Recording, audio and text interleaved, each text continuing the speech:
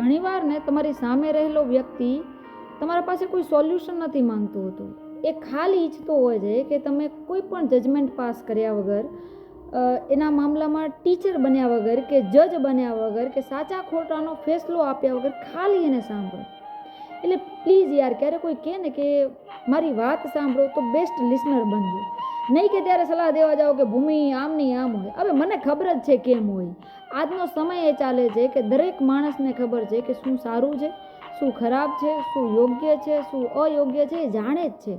એને ખાલી જરૂર છે તમારી 5 મિનિટની કે તમે એને વ્યવસ્થિત રીતે સાંભળો.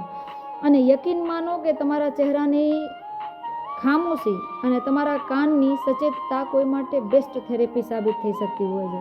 એટલે ક્યારે કોઈ દિલ ખોલીને વાત કરતું હોય ને તો તમારા દિમાગના દરવાજા બંધ કરી દો અને દિલના દરવાજા ખુલ્લા રાખો કે જેથી તમે એની વાતને સાંભળી શકો.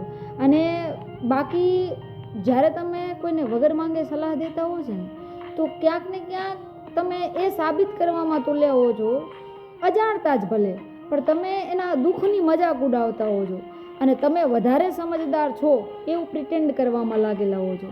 એટલે ચૂપ રહેતા શીખો અને કોઈને જરૂર છે કે તમે સાંભળો ખાલી એમને, તો સાંભળો. તમારા જીવનની 2-5 મિનિટથી અગર કોઈનું જીવન બચી જતું હોય કે કોઈના મનનો ભાર હળવો થઈ શકતો હોય તો એ બેસ્ટ છે.